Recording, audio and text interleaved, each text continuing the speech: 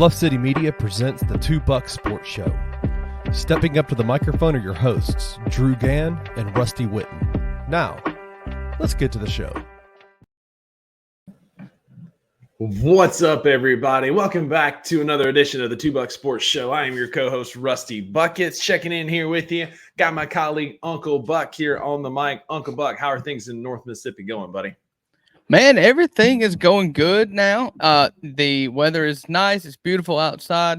It is the middle of the day here for circumstances in which I will get to in a minute. I had some time in the middle of my day today to record this show for you guys. Just off the top, let's just let everybody know what day it is, Buckets. It is Tuesday, July the 9th. Yes, Tuesday, sir. July the 9th. At 11:35 p.m. God's time zone. And we are recording it today at this time because tomorrow on Wednesday, Uncle Buck and the family of Buckets are going on vacation for the weekend. And so it's the last summer scheduling obstacle that I know of for the Two Buck Sports Show. So we're going to get this one out of the way. We're going to get it to you when we promise. We're nothing if not consistent to have you guys an episode Fridays at 3 o'clock. Just today, we're going to record it, or this week rather, we're going to record it a little early so that I can not worry about it when we go on family vacation. That's right. And so I am taking my lunch break today to knock this thing out and hang out with y'all so we could get you a product. And it's not just a $1 show, because the $1 show would not nearly be as entertaining watching me argue with myself or make fun of myself the entire time. So glad that we could get Uncle Buck here on the mic and get this thing wrapped up before he goes on what's hopefully not a National Lampoon's summer vacation. Oh, I know, right? So, but yeah, so we're going to start the show the way we start off every show. We're going to start off with the best thing that happened to us this week and the worst thing that happened to us this week. For all of our new listeners, we call this our Bucks Best and Beef segment of the week. This harkens back to the early days, the conception of this podcast idea, and it is just two friends that have been friends for a decade, putting their weekly phone calls on the air for everybody. And so we're going to just catch up for a second. We're going to tell everybody the best thing that happened to us this week and our biggest beef of the week. Rusty, I set them up. You knock them down. What is the best thing that's happened to you this week?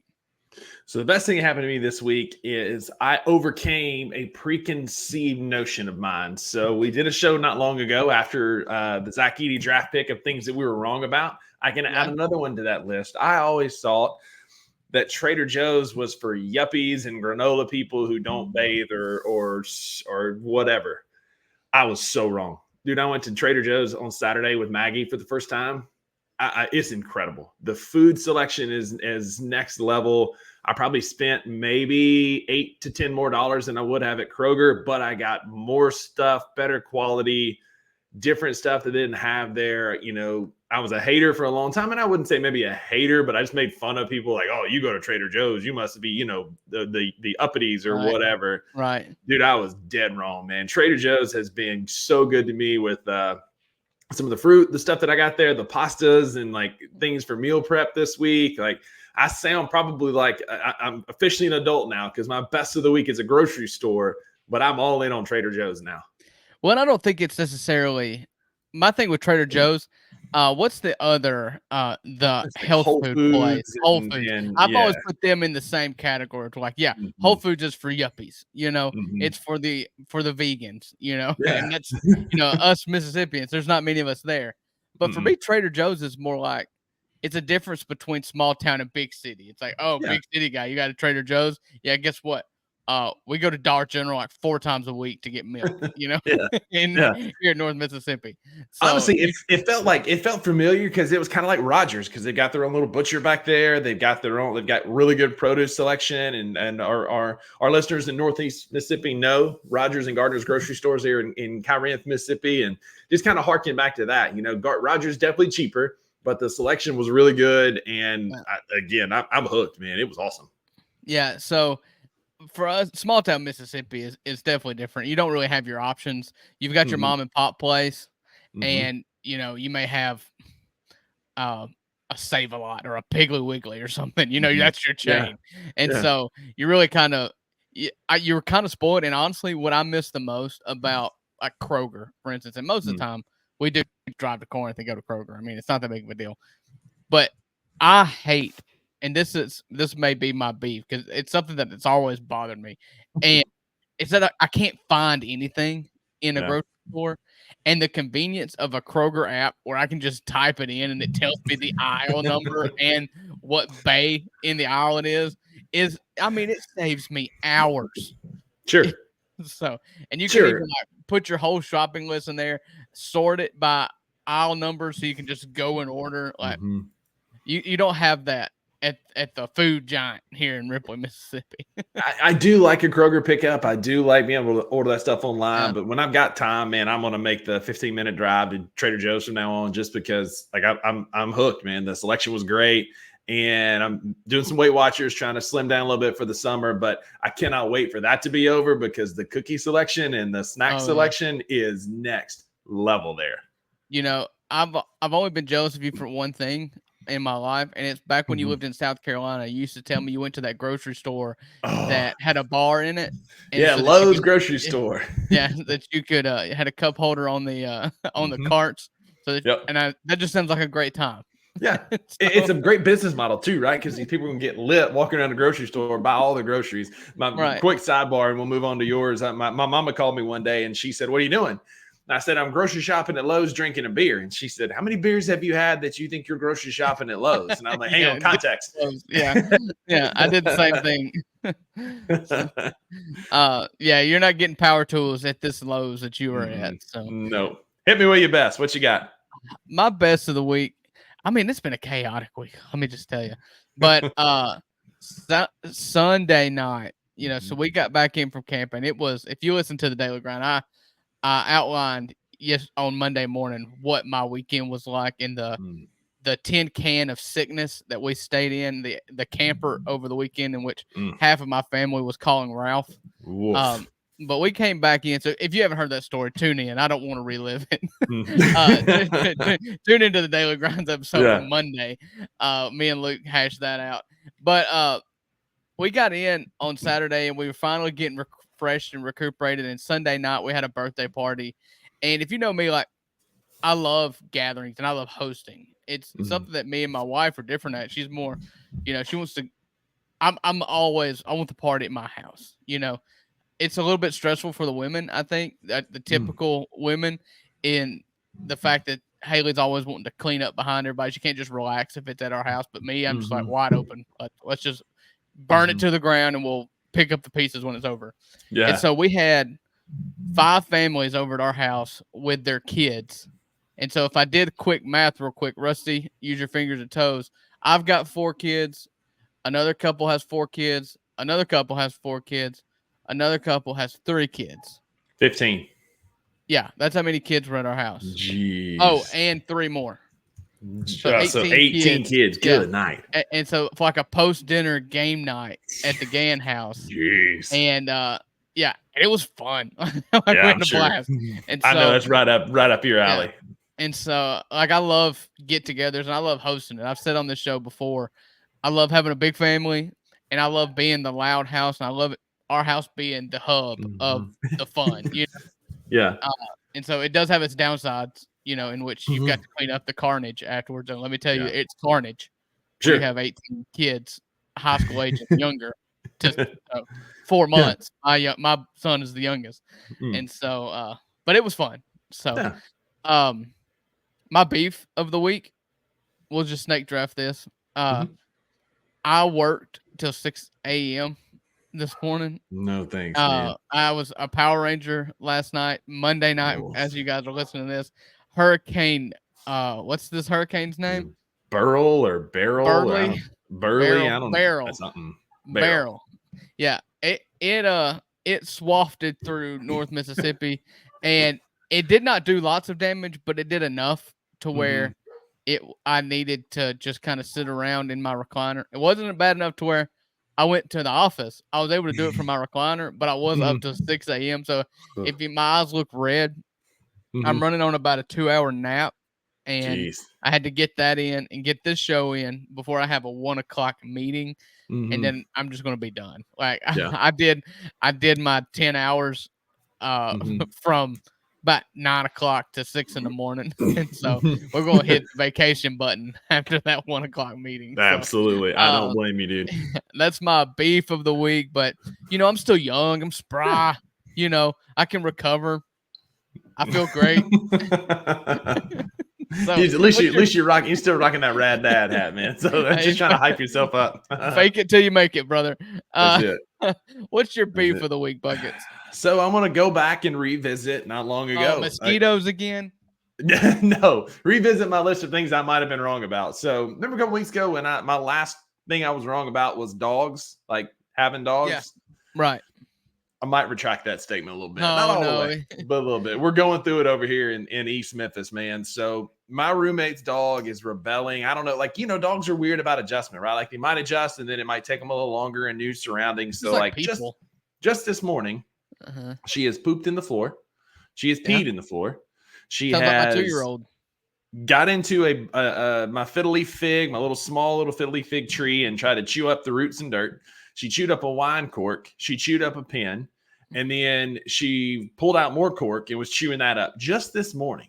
My dog Shelby's been chewing on a corner of the wall over here in the hallway that I just discovered. She also dug a hole in the pad of the rug that I'm sitting on here in my office, in the middle of it too, randomly. Like I was walking and I was like, "Ooh!" Like my ankle almost turned. Like, what is that? How does There's that a happen? hole in the pad. Like undoubtedly she had like separated them enough that she could get to the middle for some reason. I don't really know why.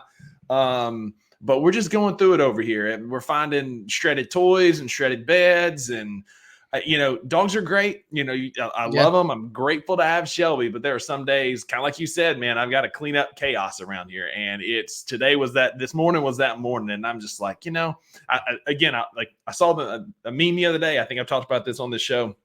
It's like 0 to 2 months. They're these cute little puppies, right? And then 2 months to 2 years is a freaking velociraptor, and we're right firmly in the middle of that. And then after that, it's this beautiful, majestic dog. And so I keep when Maggie, she's about 3, they think. My roommate rescued her when she was younger. But I keep looking at Shelby. It's like, we just got to make it to 2 years. We just got to make it to 2 years. We've made it through the other side with Ted. And Ted was really rough for a long time. He's a big dog. He didn't realize how big he is. He's about 90 pounds. He's a Bernedoodle. So half of him is a standard poodle. Half of him is a Bernese mountain dog, And so he was a rough puppy, just because he didn't realize how big he was. But I'm telling you, it's almost like as soon as he hit 2, he turned 2 in May, the end of May. And I'm telling you, it's the best dog I've ever had in my life. We took him camping with us last weekend. And he was off the leash the whole time, just chilling, and he just follows us around. He listens. Like, great dog. 10 out of 10, 12 out of 12. We're getting there. We're going to get there one day. You will. Yeah. So, well, that's our best and beef segment of the week, our first segment of the week that we always just catch up with each other in. So appreciate everybody bearing with us to this point. We're going to have our commercial break for the day. We're going to pay a bill, and then we're going to, on the other side, we're going to get to the Grizzlies in our second segment. We're going to get to a cool little draft Mount Rushmore that we've got to end the show. So just hang with us. We're going to talk Summer League. We're going to talk a draft, all kinds of other topics. So just stick with us. I promise you're going to enjoy this last segment. So, but before we get to there, let me tell you about Vicky Gann, CPA. If that name sounds familiar, it's because her name is my name, and she is Vicky Gann, CPA. She's a certified public accountant. She's got 25 years of experience in all of your income tax needs, IRS needs, payroll needs, whatever you've got. If you've got a small business, you're just doing it for yourself, call Vicky Gann. She can help you out, especially if you use QuickBooks or you would like to start using QuickBooks for your company's payroll. Give her a call. She can help you out getting that set up or troubleshooting any problems that you have. So give her a call at 662-415-6446, or you can email her at vickyganncpa@gmail.com. That's VICKIGANN@CPA@gmail.com. I think people knew, at least towards the end of the year, Penny mentioned his mom being sick and battling throat cancer, I think it was, and different things. But he really opened up about it. I don't know that anybody knew about his mom having a stroke mid-season, leaves a shoot around, goes home to find his mom on the floor, and then had to basically leave her to still go coach a game. It's crazy. Like I can't, it puts things into perspective. It's just like some things are more important than basketball. And so, yeah, to your point of him being distracted or focused on taking care of or the health of his mother, like totally understandable. So no wonder a part of him probably feels personally attacked. I think if that had been out, and I'm not saying he should have put that out, like totally, no, it's family, absolutely not. Privacy, whatever. I'm just saying, had it been out and people known that, I think he would have been given a lot more slack for what had occurred during the season.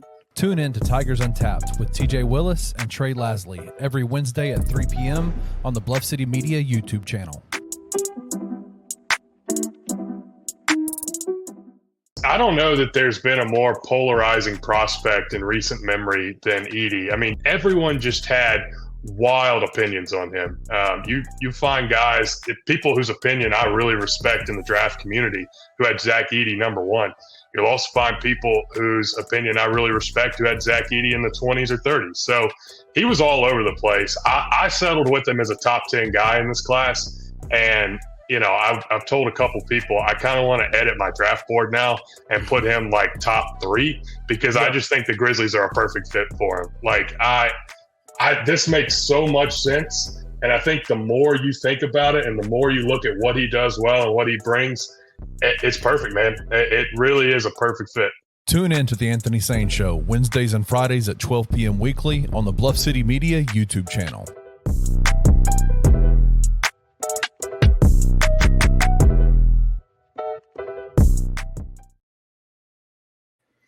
Welcome back to the $2 Sports Show. Appreciate y'all tuning in with us every Friday at 3 p.m. here on YouTube. If this is your first time, welcome. Thank you for being here. We're part of a great network. As you see other shows here that were advertised during the break, check them out at bluffcity.co. It's a great place. Bluffcitymedia.co. It's a great place to find articles about your Memphis Grizzlies, deep dives on the Memphis Tigers, the 901 Football Club, all the different things that are Mid-South sports. Check out bluffcitymedia.co. Uncle Buck, our Memphis Grizzlies have played one summer league basketball game as of this recording. One, but we have breaking news. I was just about to say, okay, for the first time we actually have some breaking news within the last hour. One, Ja Morant has been cleared for all basketball activities. We are so back, baby. Let's go. Cue the music. Whoop that trick. Hashtag back to the ground. Whatever you want to put on there. Let's go, baby. We are back. Yeah, that's exciting because you always thought this would happen, but it's nice to actually hear the news and it be finalized and you know that, okay, he's got 3 months to ramp up, to get back into game shape. He's going to have a full offseason to get back to the Ja Morant that we know and love. And as a Grizzlies fans, we are scarred in timelines about injury return. You know, it seems like nobody ever meets their expected return by date when it comes to coming off of injuries. And so most famously, Steven Adams in the playoffs and Jaren Jackson Jr. to start the season a couple years ago. It just seems like everything always gets pushed back. And so given the injury and the lost season, where this news falls is just the best news ever for Grizzlies fans. Especially after what we watched Monday night in the first edition of Zach Edey as a Memphis Grizzly, the first edition of Cam Spencer and Jalen Wells, and Gigi was back. I don't know about you, man, but I was super impressed with Zach Edey. We talked a little bit about it after the game, just watching him just manhandle two guys that were much inferior and much smaller than him, particularly on that tip back on the free throw, man, just to go through two bigs and Filipowski and Kessler and make them just look like nothing, was very encouraging. And he ran a good pick and roll game with Scottie Pippen Jr., which led to a lot of open baskets for Scottie, which harkens to Ja Morant and what the two of them can do. Because like I said on the Daily Grind on Tuesday, what are you going to do, right? You're gonna go with Edey and leave John Morant alone for him to go put one on your center's head? Are you gonna sag off of Dez to help with that pick and roll and leave him wide open at the elbow? Or is Zach Edey gonna get 30 dunks a game because there's nobody that's gonna hang with him? And dude, I loved what I saw Monday night. Yeah, I did too. And so Monday night, the Grizzlies lose a close one. They go into overtime against the Utah Jazz in the Utah Summer League. By the time you guys are listening to this, I know they've played 2 more games. A game against Philly on Tuesday night and Wednesday night against. I can look while you're talking. Yeah. But anyways, so we're just going to recap this first game here because that's what we're here for. Zach Edey looked incredible. That was the big thing, the Thunder. And so Summer League is not always about wins and losses, which is kind of a weird thing for a competitive sports fan to hear. But it's about seeing your rookies. And so I said on the Daily Grind on Monday that I'm looking at Gigi. I want to see him be dominant. I want to see LaRavia be dominant as multi-year players. LaRavia in year 3, Gigi in year 2. And then I want to see Zach Edey and the rookies and just see what they've got. And to get the bad stuff out of the way first, Gigi was horrible. It just the shot wasn't falling, and that happens, you know. And like I talked about with Luke, he's not an overall efficient player, so it wasn't a huge difference. The only difference was he was the main cog, and he won't have to be that in the regular season. So he still has time to grow and be a more efficient shooter. Right.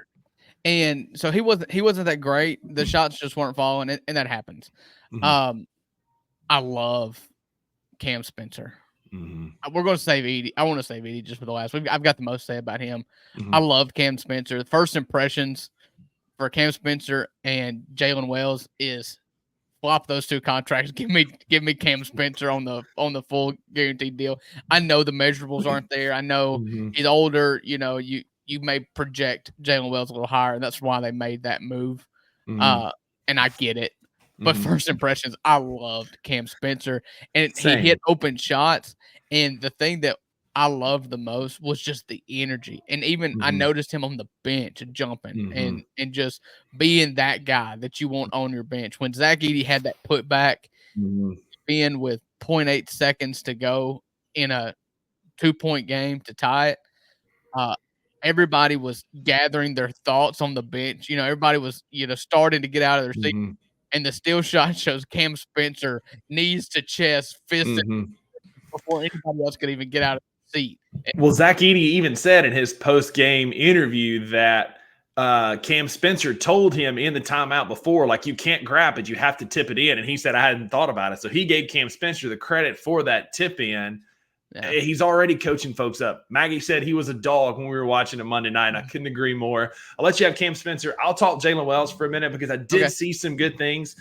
He did struggle. His shot just wasn't falling. He wasn't taking bad shots. Yeah, he wasn't taking bad shots. It just wasn't falling. He ended up finishing the night 1 for 9 from the field. Not a great shooting night, but what I did like is he couldn't shoot, but he had 7 rebounds. He was involved in a lot of defensive plays, had a steal, only had 1 turnover on the night. He handled the ball very well. He was a great passer. Like, he saw the floor really well, and once his shots weren't really falling, he became a facilitator. And so, yes, the shots will come, but what I saw were the athleticism on defense. He was able to get closeouts and make switches and played some solid defense last night. Part of Keontae George's 6 for 21 night was Jalen Wells making switches and being in passing lanes. And then 2, just his rebounding. Like, it felt like there was a couple times late in the game where we needed a big rebound, and he got the rebound, not Zach Edey. And so finishing with 7 rebounds on a night when you're not shooting well tells me that this guy is going to be able to keep it together and hustle. And that shot's going to come. It's too pretty not to. It's a smooth shot. It's a good quick release point. I'm not worried about it after one game. I think there's a lot of upside there, and I think he'll bounce back. But I agree. Initial first impressions of Cam Spencer is dear God. I love it. I do want to talk about this for a minute before we get to Edey. You know, you've been pretty vocal about getting a backup point guard and needing a backup point guard. We have one in Derrick Rose. We don't know what his health is going to be. He wasn't very healthy last year, right? We do not have one in Derrick Rose. He's 35 years old, and right now he is slated on the depth chart. Yeah. What I saw in game 1 from Cam Spencer and then the continuation of Scottie Pippen Jr., I've been championing him on the show for months and talking about him as our backup point guard. And you have a valid point that we need to go possibly get a vet because he's on a 2-way. But 2-ways can play up to 50 games. And in 50 games, that puts us in February. And at that point, Derrick Rose is not healthy and not doing what he's supposed to be doing and being a part of this team. that's around the time that we put Vince and Gigi on a permanent 4-year deal. And so at that point, maybe you make that move. But Scottie Pippen Jr. was awesome last night. He was or Monday night, as you're listening to this, he was so efficient, so in control of the game. 21 points on 8 for 14 shooting, had 5 assists. He had 3 steals, just played incredible basketball, was always in the right spot, ran the pick and roll 2-man pick and pop game with Zach Edey very well for their first time in true organized basketball. I love the idea of having it be a backup point guard by committee for a while, using Scottie Pippen Jr. and from what I've seen from Cam Spencer in his first game. Yeah. Listen, I've never one time slighted Scottie Pippen Jr. Not at all. And I don't want it to be, you're not construing it this way. I'm just clearing it up for everybody who might be. I like Scottie Pippen Jr. I liked him last year. I think he was a steadying force. I think he's got a lot of tools that make up a really good backup point guard in this league. My thing was that it just wasn't, they didn't put him on a contract. And so there's a permanent role that needs to be filled. If he's that guy, I'm happy, just make him that guy, but you've got a roster crunch. Yes, you get 50 games as a two-way guy, but I mean, we're talking playoffs here. That's the goal of this season. I'm not, the regular season is important. I'll never be a fan of like how the Lakers do things and just shuck the regular season for the postseason. But this is a postseason. It's the make or break. The success level of this season, pass or fail, is based on postseason success. Yeah. And so you've got to have him on a full-time contract by the time the postseason gets here. So we can, and they were smart. Honestly, because we're up against the apron and on a roster crunch, it was smart. We gave him a 2-year, 2-way deal. It was smart to not mess with that right now. And if 50 games gets you to mid-February, the trade deadline for next year is February the 6th, 2025 at 3 p.m. Eastern. So if this gets us to the trade deadline, and say we're at the trade deadline and we're like, man, we need some help on the wing, or we do need a backup big because Edey can't go night in and night out because he's too big. Whatever the case may be, these are just hypotheticals. Then you can move some guys to create some roster space and then give Scottie Pippen Jr. that full-time contract in February so he can play with us in the playoffs, because I think we've got, there's been some clamoring. We've joked about bringing Tyus Jones home. We've already got Tyus Jones at home. I mean, he's a better defender than Tyus Jones. He's a great offensive asset. He sees the floor really, really well. I'm saying we don't need to bring in somebody like that. Let's let it ride and see what happens. And if we need to make a move at the trade deadline, so be it. But 50 games will get us to the trade deadline, and that's just using Scottie Pippen Jr.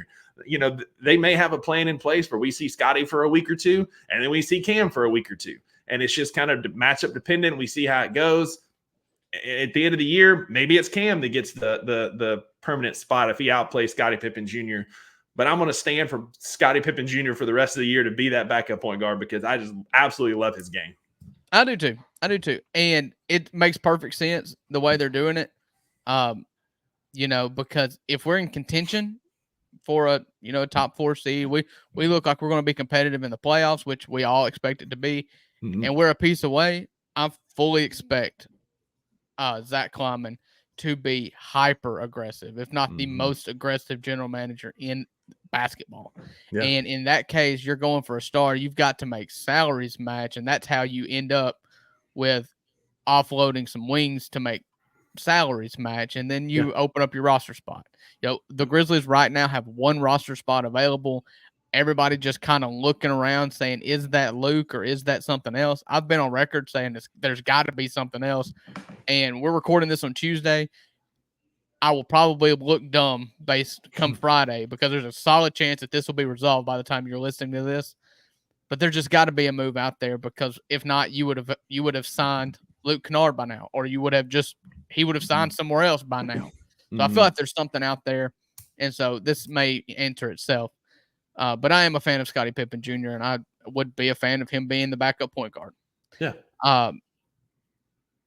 The big question, and no pun intended here, Zach Edey played his first game in a Grizzlies uniform. It's a summer league game in Utah against Utah, and he ended up with the stat line of, 14 points, 15 rebounds, and 4 blocks. And that to me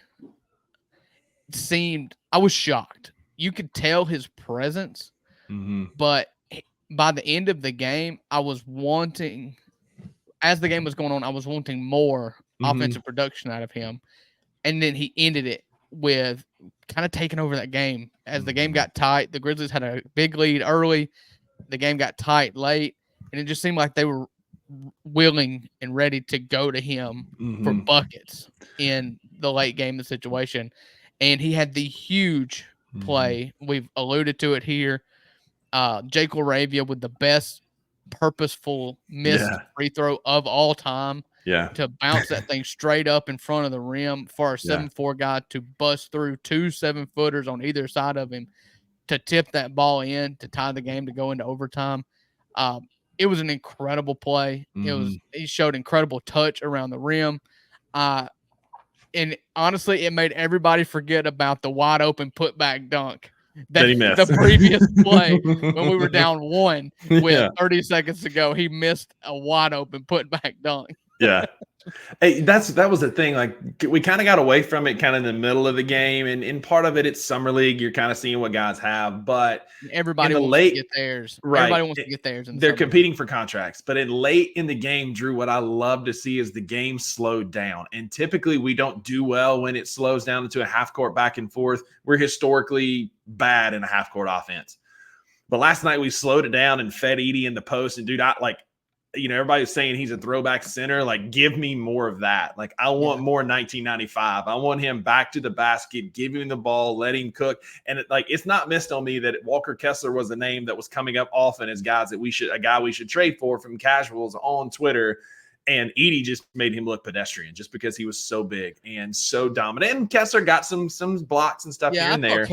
I thought Kessler looked fine. And honestly, I feel like the trade talk for Kessler picked up after that game, after seeing what Kessler looked like.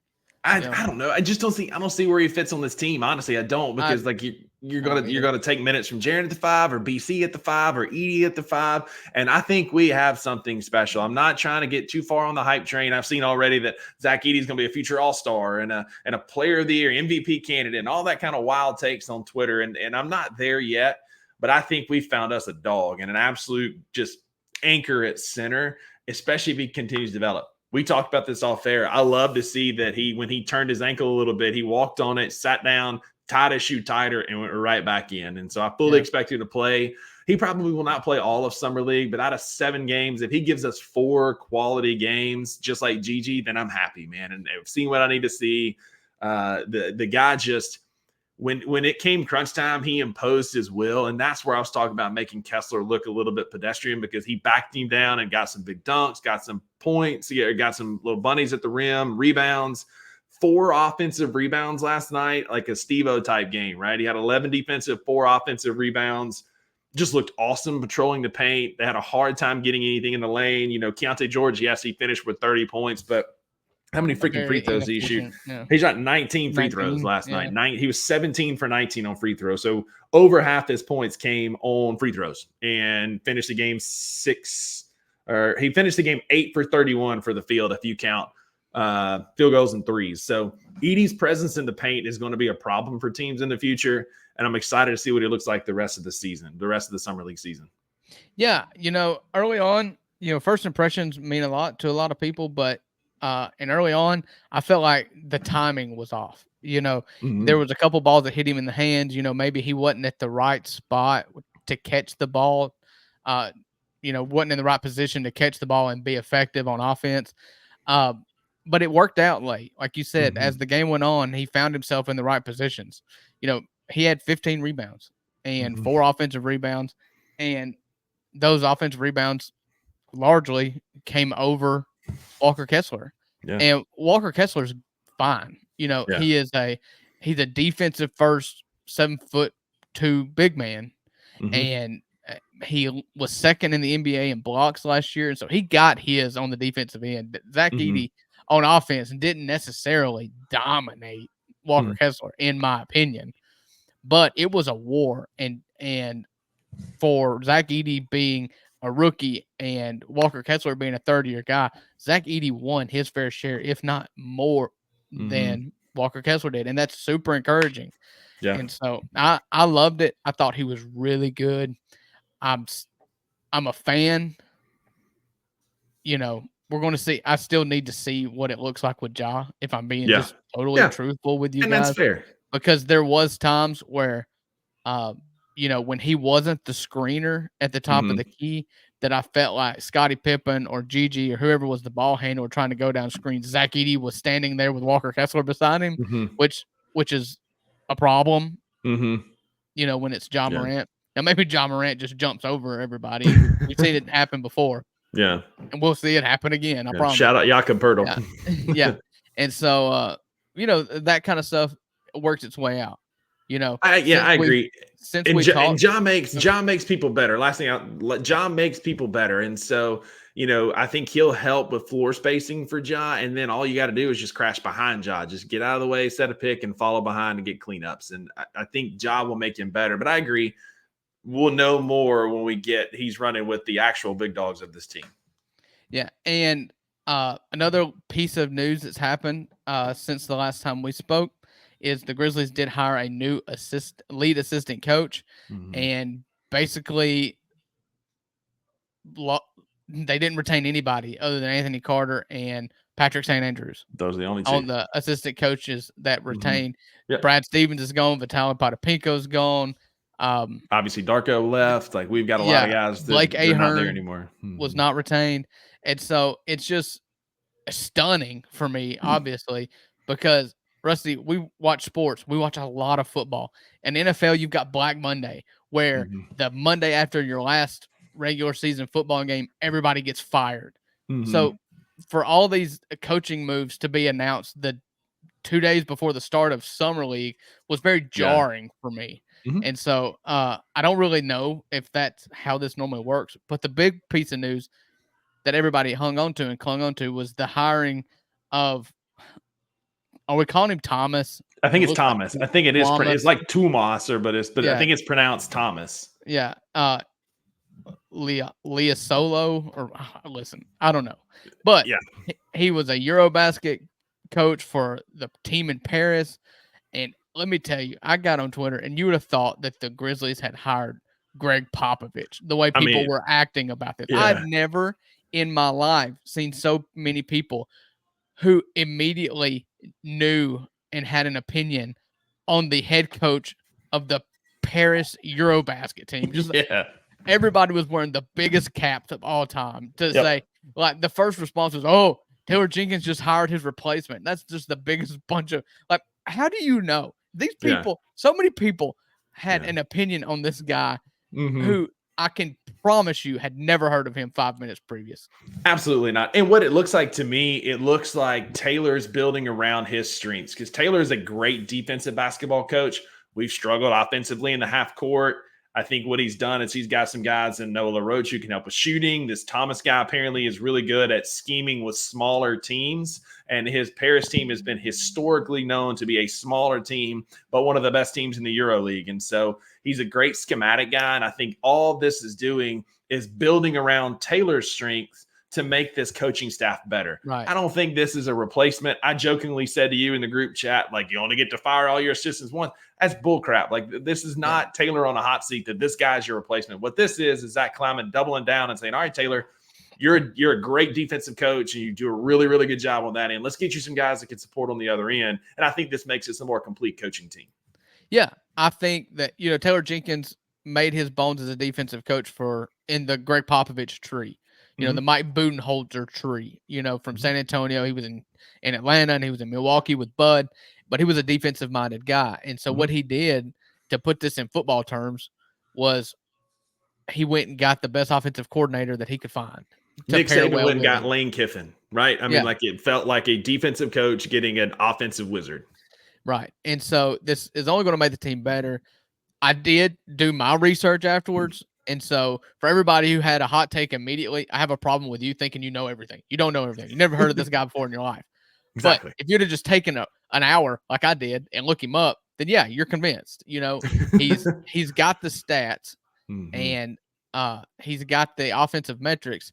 And like I said on the Daily Grind on Monday, you know, I'm not arrogant enough, and nor should any American NBA fan be arrogant enough to think that that hiring a coach from Eurobasket is seen as a lesser hire than hiring from within the NBA ranks, because we know that it's a totally different game out there. Honestly, this game is dominated at the star level by Europeans. Yeah. And so to go get one of the best young European offensive coaches in the world, to me, seems very forward thinking and innovative. And it's something that should be done.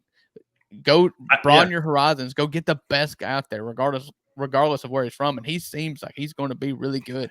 Yeah, he's very sharp schematically, and if nothing else, is going to make Taylor better as a head coach, because he has all of these weapons now at his dispensary on offense, from John Morant and Dez and Edey now. And so now you've got guys who have shown and have the stats and the pedigree of being great schematic guys.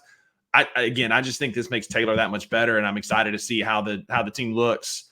Give them some time to gel this summer, but by fall camp and midway of the season, I'm super stoked about what this does for the future of this team. So keep watching Grizzlies Summer League. Keep interacting with us on Twitter. There's going to be a lot of great games and content coming out around Summer League. I'm super stoked to see how it goes. We've got the Sixers Tuesday night. Again, we're recording on Tuesday, so the Sixers are tonight. We've got the Thunder tomorrow, and then we go to Vegas and play 4 games. So I'm super stoked about that. If you're curious about what the Sixers have and what we're looking against, there's an article, bluffcitymedia.co, that I dropped. There'll be other game previews. Paris Sharkey writing insider takes about the games. So please check it out, bluffcitymedia.co. We'll keep you informed and ready on Summer League.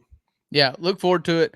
And our man Thomas, whatever we're calling him, he will be the head coach of the Vegas team in Summer League. So you'll get your first look at him in Vegas. I don't know if he's in Utah or not. I assume he's on the bench, but I kind of tried to look for him, but I didn't see him last night. Yeah, Jason March is coaching, the former Hustle coach, which shout out to him for getting that promotion, man. That was well-deserved, and he's been just a great farm system, because the G League tweeted out a picture of 3 G League players, and all 3 of them are either current or former Memphis Grizzlies. And so, and Memphis Hustle players, and Kenny Lofton and GG and Vince and Scottie Pippen Jr. were on there. And so, credit him and the job he's done in South Haven. The Hustle are just a farm of basketball talent for a reason. There was another guy that cooked yesterday, Adonis Arms.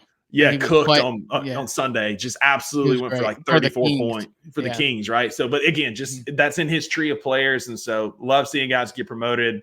He's done a great job in South Haven. Welcome to the Grizzlies. Yeah.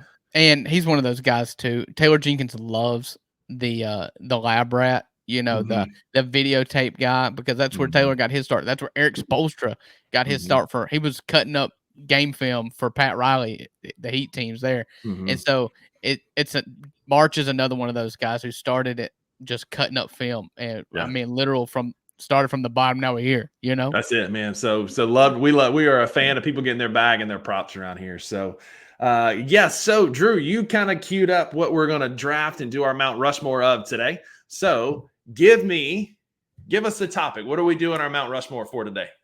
Yeah, so we try to do this based on pop culture themes, something that's happened in the news lately. And the first trailer dropped for Ridley Scott. It is Ridley Scott, right, that's doing this. The sequel to Gladiator. I kept on wanting to say Spartacus. The Gladiator 2 trailer came out, Ridley Scott's sequel, and it looks absolutely incredible. It's got Denzel Washington in it. And so anything with Denzel is great. But it just got me to thinking, it got our gears rolling as to, what we could incorporate that into our Mount Rushmore of the week. And so this week we're going to be putting on our Mount Rushmore our favorite sequels. So any part 2, part 3, part 4 of a movie franchise, we're going to draft those today. And Buckets, I think I went first last time. I'll let you go first this time. What is your number 1 pick for movie sequel? And I think I already know. I mean, it's a slam dunk, man. Like, we'll do snake draft style, but this is a slam dunk. It's Dark Knight, man. Dark Knight Rises with Knight with Heath Ledger. Phenomenal movie. Just the villain. I've got one that I'm afraid you're thinking of that you're probably going to take here in a minute. But it's a phenomenal movie. Heath is such a good Joker, such a good villain. Christian Bale crushes that Batman role. Give me Dark Knight as my Dark Knight. Sorry, I'm blanking on Dark Knight Rises with Heath Ledger as the Joker. Actually, that is it's just the Dark Knight. That's right. It is. The Dark Knight Rises is Bane. Bane. That's right. That's right. You can take that one if you would rather, because Dark Knight is on my list. Yeah, I got Dark Knight. It was actually number 1 on my list. To me, it's the greatest dramatic. The Marvel universe, it definitely feels a lot different than the DC universe. Yeah, it's more light and airy and funny.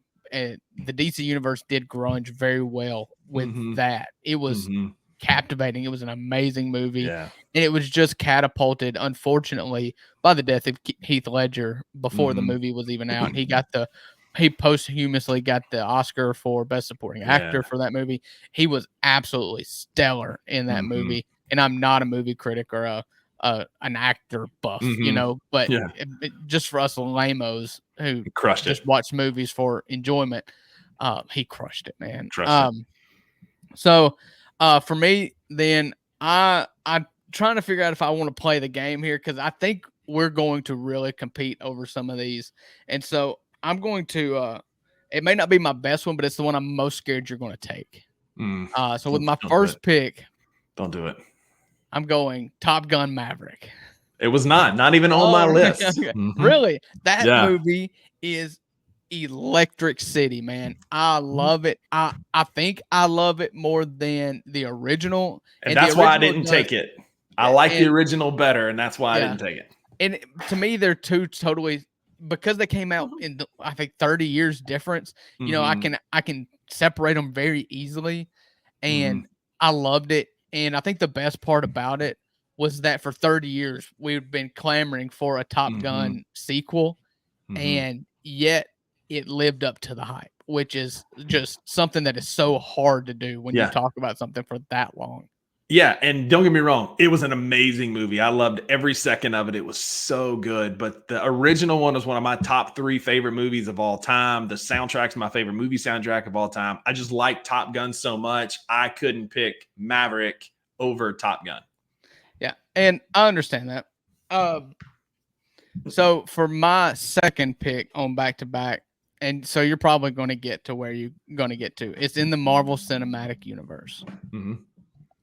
But it is the pinnacle of TV watching, for movie theater watching for me. I don't think it ever gets better than watching Avengers Endgame in theaters. Endgame is a good one. That was one that I had towards the bottom. That's a good one. I feel like you were really expecting me to go Deadpool there. But and I may just be reading you totally wrong. But Avengers Endgame was an elite watching experience. Good. I watched that. I love going to the movies, but it's not something that I do much anymore, just because we have lots of kids. My wife would rather watch it at home for other reasons. I mean, you get to sit in your own chairs. I get it. It's valid. But being immersed in a movie in the movie theater, and especially a movie of that scope and that scale, was just, it was like sitting in the home bleachers of a football game, watching Endgame. I watched that in Jackson, Mississippi when I was working down there. I got a seat by myself in the middle. I went with no friends, with nobody, just me and a bunch of people in Jackson, Mississippi who was going to see Endgame. And let me tell you, when the ring showed up, everybody came back. You would have thought, we just hit the game-winning field goal. I mean, it was pandemonium in there. It was a great movie theater movie for sure. And Endgame was on down my list. I figured you would take it early. Excellent choice. I have no beef with your first two so far. So I get to go back to back for mine. You did read me well. Deadpool 2 is coming up. I love Deadpool 2. Cable was so good as a bad guy. We got Domino. We got Juggernaut. Like, there were so many great Marvel characters introduced in that movie. It felt like Deadpool. They had the training wheels on, kind of figuring out how they were going to make it happen. They took them off on Deadpool 2. Setting up the universe. Yeah, absolutely. Deadpool 2 just took off from the beginning. I mean, from the wood chipper scene, like the whole thing, the skyfalling, like it's just an incredible start to the movie. I couldn't have been happier with how it went. And it makes me more excited for Deadpool 3 now that we're finally getting Wolverine and Deadpool, because they played it up so much in Deadpool 2. But Deadpool 2 was a phenomenal sequel. Yeah. The greatest post-credit scene in Marvel history is the Deadpool 2 post-credit scene, where he gets a hold of the time-traveling device and he goes back and shoots Ryan Reynolds while he's reading the Green Lantern script. He goes back and shoots the old Deadpool that was in the X-Men universe. Like, the greatest post-credit scene of all time in Marvel universe. Yeah, absolutely. So definitely my number 2. Awesome. So mine here with your third pick. Yep. Christmas Vacation. Dang it. It's so good in the National Lampoon, like Animal House being the original. It's a great. You knew I was going to take it, and I did purposely to play the game. Give me Christmas Vacation. It's the best Christmas movie. If you disagree, you're wrong. Christmas Vacation is my third sequel movie. I love that movie. We quoted each other all the time. You knew I was going to take it. Yeah, but I guess I just thought there was other movies you were going to take first, but it's on my list. It's high on my list. And it's not a sequel to Animal House. Animal House is the original National Lampoon. It's in the Lampoon got Vacation family. And and Summer Vacation. I didn't realize, but I didn't realize Animal House was in the. It's National Lampoon's Animal House. Mm-hmm. Yeah. Such a good movie. so quotable. It holds up. It's one of those movies that I love, and I look forward to Christmas time every year because I watch it maybe 1 or 2 times a year because I'm so protective of. I don't want it to get old on me. You know, I don't want it to get old hat. Yeah. And it's dang it. I'm so mad about that. I left some good ones for you, so you're welcome. Yeah. I mean, if I'm being honest with you, I'm such a fan of the MCU that I could go with there's a whole list of sequels. There's I loved Captain America and Winter Soldier. I love Thor Ragnarok. I mean, there's so many there, but I just don't want to make this a Marvel list. So I'm going to, piece together a list that has some non-Marvel movies in it. This movie makes me think of my dad, and it is my dad's favorite movie of all time. My dad is a man who, you don't hear him laugh audibly, belly laugh, face turning red often. But every time Austin Powers, International Man of Mystery, The Spy Who Shagged Me, comes on TV, you get my dad just belly laughing, and it makes the whole movie worth it. It is solid choice. Stupid. Yes. It's so stupid. Yes. But it is so funny. And Mike Myers is incredible. I love Austin Powers. It's the perfect movie to just throw on and just be entertained. No matter where it's at in the movie, most of the time you're just going to catch it on cable somewhere. So you're going to catch it 30 minutes in, 45 minutes in. It doesn't matter. It's got my favorite quote, one of my favorite quotes in movie history, where he says, "There's only 2 things I can't stand in this world: people who are intolerant of other people's cultures and the Dutch." It's one of my favorite lines of all movies. So I'm kind of tilting a little bit. I don't want to be this way because I really wanted Christmas Vacation. But Austin Powers, The Spy Who Shagged Me. Love it. Is my next pick. What's your next one? To make my turn here, I'm going to go with a different comic universe. I'm going to take The Dark Knight Rises. I feel like Bane was incredible. He was a great villain. It was a great storyline. You got Tom to see Hardy's so good. Yeah, Tom Hardy's great. You got the twist at the end, with finding out who actually escaped from the pit, it's such a great movie. It was so well done. Christian Bale was incredible in that. That's Christopher Nolan, right? It did all those movies. I love Christopher Nolan. So it was directed well, it was put together well, it was well crafted, and it was such a good movie. Absolutely.